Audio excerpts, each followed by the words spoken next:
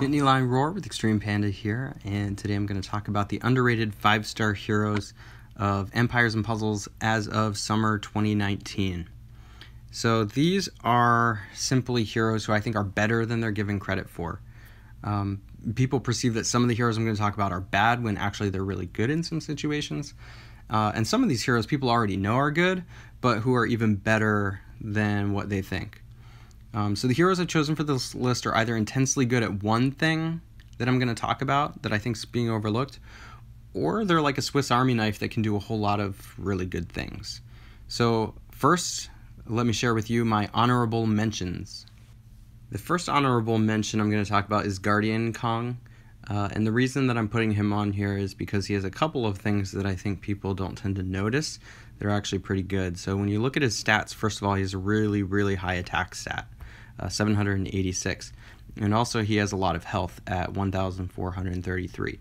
But I think the thing that most people overlook with Guardian Kong is that he's average speed. So he's actually pretty quick, and he deals 220% damage to everybody, which doesn't look that out of an ordinary for hitting everybody, except that his attack stat is really high. So although his defense stat is low, and I think that that is one of his downfalls, he does a lot of damage, and he can survive some hits, especially against other heroes that take life away rather than deal damage, like Gravemaker. So I like to pair him with Wilbur, and when Wilbur goes off and then Guardian Kong goes off, the other team's just usually done. The next honorable mention is Anatel. I have to say I personally really underrated her, so this may be on this list simply because of my bias that she was no good. And I still don't tend to have a problem with her, but I think that's because, and here's the underrated part, I think she's a better flank than she is a tank. So she's average speed, but she messes with people's mana, and when she's at a tank, she can actually die relatively easily, and then when she dies, her effect goes away. But when she's on the flank, people tend to stall out a little bit after killing the tank, and then that's when Anatel goes off and starts really rolling and messing with the attacker's mana. And the other cool thing about Anatel is she's relatively good on offense too, so that helps to slow the other team down from firing specials and things. Alright, the next one up is Domitia. But let's pause for a moment because I want to find out, how do you think her name is pronounced? Because I've been saying Domitia, and then I wasn't sure, because it could also be Domitia. And I looked it up, and there's actually 3 different pronunciations for this. It can be Domitia, Domitia, or even the T can be pronounced like an S, like Domitia. So I'm not sure. There's a historical figure where, like in real life, where it's pronounced Domitia, so I'm just going to go with that. Anyway, that was a side note. Domitia is on my honorable mention list because she is really, well, she's not quite as good. She probably would have been on my top 5, but she's not quite as good now that Seshat came out, and they basically do the same thing. But Seshat is strictly better than Domitia. But Domitia, if you don't have Seshat, does a really good impersonation. She deals 410% damage to the target, which is quite a lot, and she's got a high attack stat. But she also dispels buffs from the target and nearby enemies, like Seshat does. And that's really important when you're going up against eager tanks, or you've got Zamkeitha on the opposing side of the battlefield or something like that. She can dispel the buffs. So, put a big level 23 or higher mana troop on her, and she's going to be fast at that point. So I put her on here for that. She was my best kept secret before Seshat came out. And lastly, we have Captain Kestrel. He's on the list because I think a lot of people forget he's fast. In fact, I forgot he's fast. And he deals a good amount of damage for being a fast hero that hits 3 opponents. So really he's good paired with another hero, like especially on offense, like Gravemaker, who's dealing a lot of damage to like 3 opponents, and then Kestrel comes in and like finishes them off or something like that. Alright, well, these were the honorable mentions. Now it's time to get to the top 5. Coming in at number 5 on the list is Elkinen. And you're probably going to laugh at me, but I've discovered that Elkinen is actually pretty intensely good at one thing, and that is being on defense in the wing. And here's why. Is because he's got a really high defense stat, so he tends to survive a lot of hits. And if he's in the wing, he's also not taking a lot of hits and just kind of sitting there. And especially during war, like Field Aid War, then he goes off once or twice and heals himself. And if all your other defenders are dead and Elkinen's just sitting there, then Field Aid is going off, and then he's going off, and the Field Aid's going off, and he just sticks around forever, and he can cause an unintentional number of one-shot failures, which is really, really nice. So I'm putting him on this list at number 5 because he's really great on defense, and he's fast. And when you start putting emblems on, you can turn his weakness into somewhat of a strength. So he's got a low attack stat, but just start loading him up with attack, and then all of a sudden, the higher his attack, the more he's healing too. So that becomes really important in helping keep him alive. I've also found use for him on offense too, especially with Evelyn out there. You know, if you pair Elkinen with Evelyn, you can kill a number of heroes pretty quickly. So that's why I put him number 5 on the list. Number 4 on my list is Alice, and she is a blue sniper. And I think people already know Alice is good, but they tend to look at her and see, oh, generic blue sniper. There's also a Lacey out there. There's also Magni out there. And then she just kind of comes into what appears like a crowded field. However, she is much better than most snipers. Let me read her effects to you. First of all, effect number 1, she deals 430% damage to the target. Again, very generic looking sniper. Number 2, the target gets negative 44% attack for 3 turns. This effect duration is reset if the target is healed. This effect cannot be dispelled. So that's a pretty powerful effect that protects your team. You can just hit the highest attacker or the hero that's about to go off and then protect your team. And here's the thing is that second ability oftentimes will get extended because the other team is healing, especially if they have like Gwyn or like Kunshin, and Kunshin can't dispel it and things like that. But this isn't what makes her really good. Here's what pushes her over the top. She is a rogue. She is the best rogue. And rogue is one of the best classes that we have. And the reason is because rogues have a chance to dodge direct damage from specials as you level them up, and with emblems. And the higher that goes, like if you have any emblems on Guardian Jackal right now, you know that once it gets really high, all of a sudden they start dodging like everything. So she's going to stick around. She's extremely frustrating to kill. And there just aren't a whole lot of really good rogues out there. So as you're putting pieces together for your defense, if you want to try and get emblems on all of your defensive heroes, here's one that slots in really nicely, because then she'll let you put a really good hero in a slot that doesn't have a lot of good heroes. So generally, just how she's built, she has high attack, she's got good defense and good health, and a really good special, and she's a rogue. That's why she lands on number 4 on my list.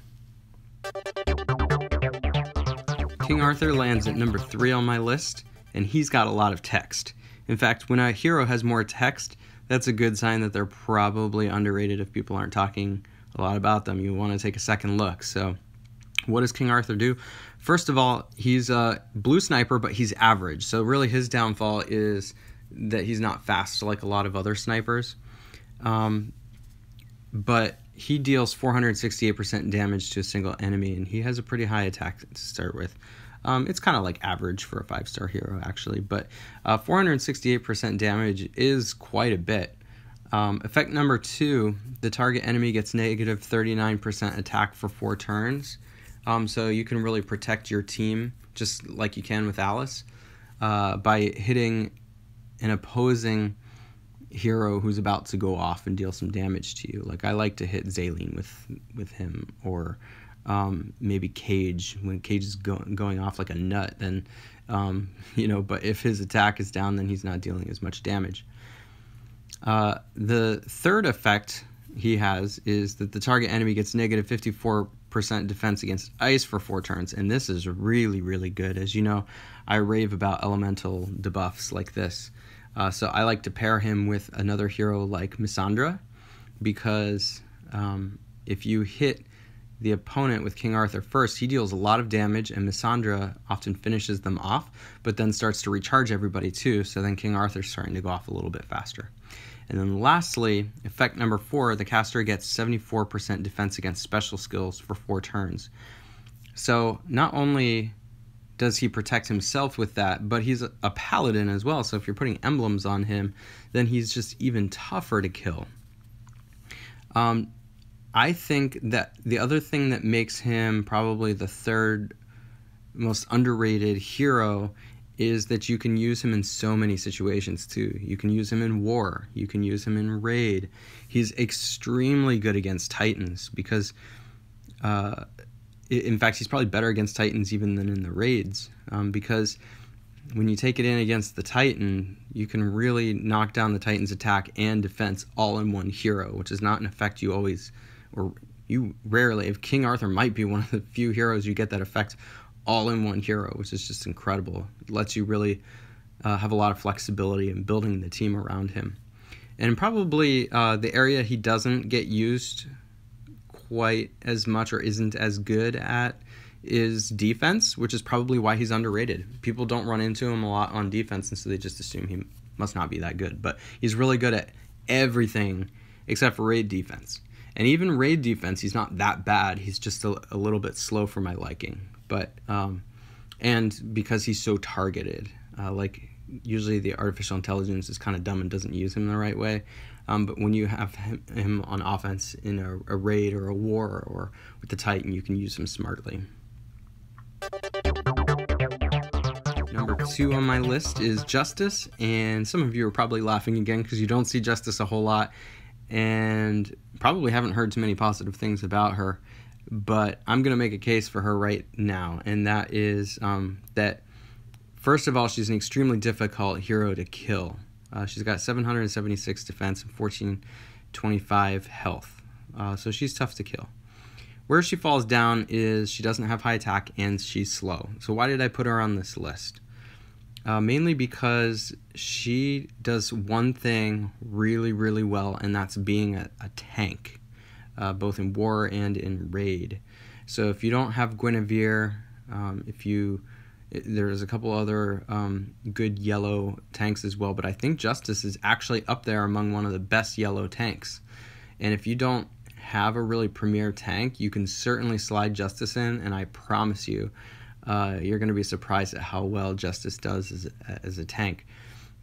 So not only does she start out tough, but she's paladin, which means that when you give her emblems, she gets even tougher. She's going to protect herself more.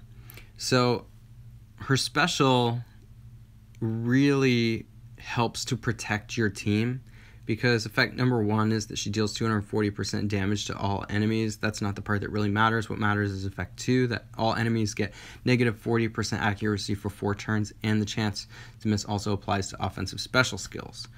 So even though she's slow, the thing about the tank position is the tank doesn't always feel slow. If you've noticed that going up against Kunshin or going up against Santa Claus, then you know that slow tanks still charge up pretty darn quick. And so if she charges up and then she blinds your whole attacking team, you're in a lot of trouble. And especially if you're now trying to string together some more matches to get heroes who went off and were blinded to continue going off, then she continues going off, and it just becomes the cycle of getting blinded, and that damage will nickel and dime you over time and wear you down. So she's not the most exciting hero, but she is one of the absolute toughest heroes in the game, and she protects your team really well.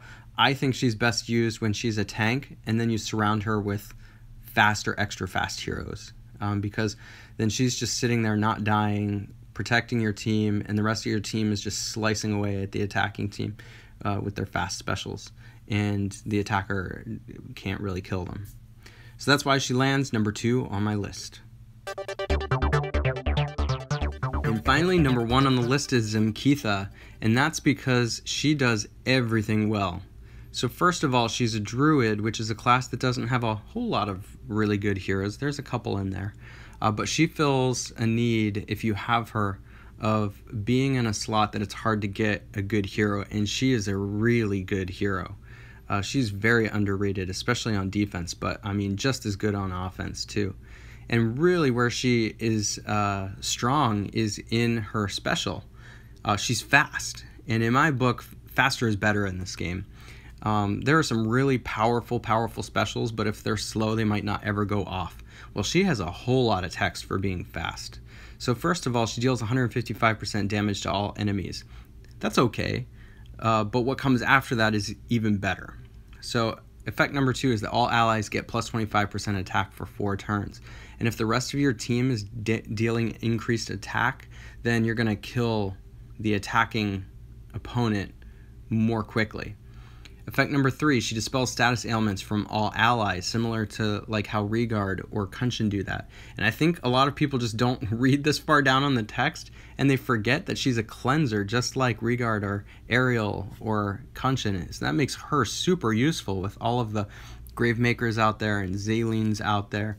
And so you really like to have an effect like this.